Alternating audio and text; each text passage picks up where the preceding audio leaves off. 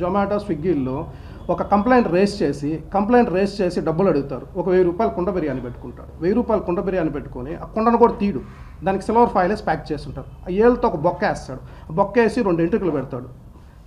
Unhygienic food, hair వచ్చింది అంటారు. సరే, కుండ ఎలా చేస్తారు? మనం ఏ వస్తువైనా కొనగానే ఇలా ఇప్పుతాం, బొక్కేసి చూడం.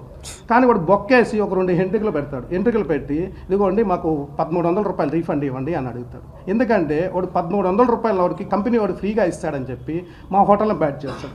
ఈ మధ్యకాలంలో ఒక కామెడీ బాగా జరిగింది. ఒక హోటల్లో స్విగ్గీ జొమాటోలో ఆన్లైన్ ఆర్డరు వెజ్ రోల్ అంటారు. వెజ్ రోల్ కానీ చికెన్ రోల్ కానీ, అదేంటంటే చిన్న పులక అలాగా ఉంటుంది. దాంట్లో మసాలా చికెన్ వేసి షవర్మా టైప్ చుట్టిస్తారు. అంటే అది కళ్ళ ముందర అప్పటికప్పటికి చుట్టుతారు. ఒకవేళ మనం తెలియకుండా ఎక్కువ బల్క్లో మిషన్లు అన్నా చేస్తూ ఉంటే ఒక బొద్దింకో ఏదో దూరొచ్చు. చూడండి, ఒక వెజ్ రోల్లో ఒక కస్టమర్ బొద్దింక ఉందని చెప్పి పెట్టాడు.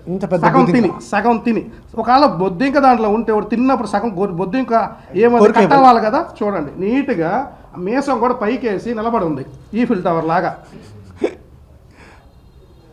ఏం న్యాయం చెప్పండి? ఇది తెలియని వాళ్ళు కస్టమర్లు ఒకటి సోషల్ మీడియాలో షేర్ చేయడం, ఫేస్బుక్లో షేర్ చేయడం, ఇన్స్టాగ్రామ్లో చేయడం, మాకు ఫోన్ చేయడం, బ్లాక్మెయిల్ చేయడం.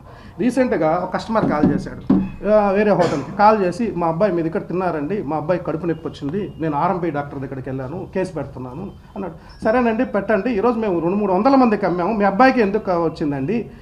డాక్టర్ని అడిగారు. లేదండి మా డాక్టర్ ఫుడ్ పాయిజన్ అన్నాడు. అప్పుడు ఎంబీబీఎస్ దగ్గరికి వెళ్ళి చూపించుకోలేదు, మీరు ఆర్ఎంపీ దగ్గరికి ఎందుకు వెళ్ళారని అడిగాను.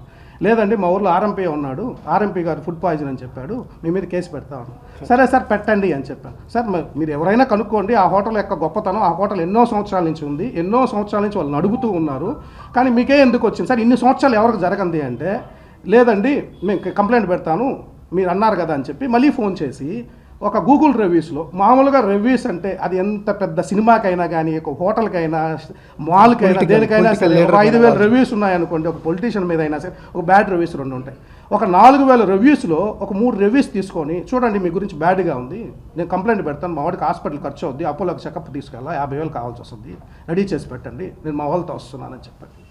ఇటువంటి వాళ్ళ మీద మేము అసోసియేషన్ తరపున ఎస్పీ గారికి, కలెక్టర్ గారికి వినతి పత్రం ఇద్దాం అనుకుంటున్నాం. ఈసారి ఎవరైనా జొమాటో, స్విగ్గీలో ప్రైవేట్గా కానీ అనవసరంగా కంప్లైంట్లు పెట్టి బ్యాడ్ చేయాలనుకుంటే, మేము తప్పు చేశామంటే శిక్షించండి. మేము తప్పు చేశామా?